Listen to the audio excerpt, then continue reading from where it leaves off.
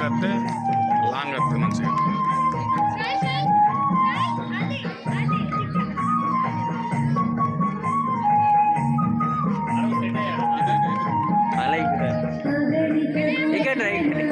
Sorry nature కూడా గట్టిగా చెప్పండి. Thank you Ananda.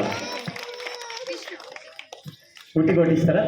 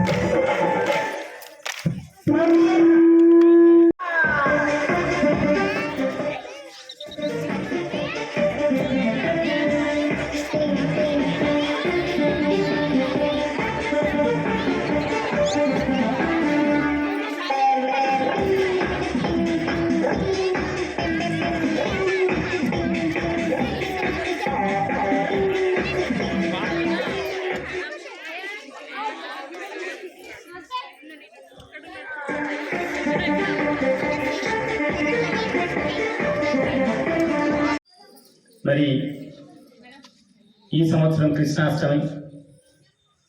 ఈ యొక్క కృష్ణాష్టమికి చాలా లేట్ అయినా మంచి వర్షాలు వచ్చాయి. దాని కారణంగా ఇవాళ ఈ యొక్క కృష్ణాష్టమి వేడుకని పోస్ట్పోన్ చేసి నవమి రోజు నిర్వహించడం జరుగుతూ ఉంది. ఎందుకంటే పిల్లలు పేరెంట్స్ అందరూ కూడా నేను రెడీగా ఉండే. బట్ ఏంటంటే మనకి కొంచెం హెవీ రెయిన్ వల్ల ఇవాళకి నవమి రోజు మన యొక్క కృష్ణాష్టమిని సెలబ్రేట్ చేసుకోవడం జరుగుతూ ఉంది.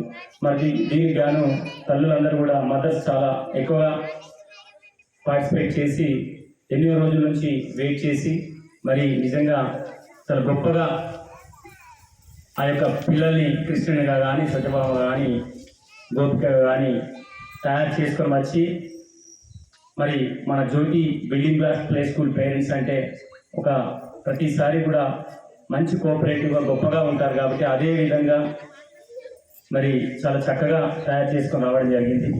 నేను మీ అందరినీ కోరేది ఒకటే, దయచేసి which is the holy book of Muslims అంటే ఖురాన్ అని చెప్పే రోజులు వచ్చాయి. Which is the holy book of Christians అంటే బైబిల్ అని చెప్పే అటువంటి విద్యార్థులు ఉన్నారు. మరి which is the holy book of Hindus అంటే చెప్పలేని పరిస్థితిలో మరి విద్యార్థులు ఉన్నారు. So I request all the parents please, అంటే ఒక శ్రీకృష్ణాష్టమి రోజు ఒక శ్రీకృష్ణ అవతారము, ఒక గోపిక అవతారము వేయడమే కాకుండా మరి ఈ యొక్క పండుగ గురించి చెబుతూ భగవద్గీత చదివించడం ఖచ్చితంగా పాటిస్తారని మరి కోరుకుంటూ, మరి ఇంత మంచి అరేంజ్మెంట్ చేసినటువంటి టీచర్స్ అందరికీ ఒకసారి థ్యాంక్స్ చెప్తూ, మరి ఎందుకంటే చదివితేనే దాని యొక్క అర్థము పరమార్థము తెలుస్తుంది. చదవడమే కాకుండా దాని ధర్మాన్ని ఎలా మనం పాటించాలి, ముందుకు ఎలా వెళ్ళాలి అనే ఒక ఆలోచన అనేది వస్తుంది. దయచేసి పుస్తకం అని అంటారు జనరల్గా, అది పుస్తకం కాదు, అది ఒక గ్రంథం.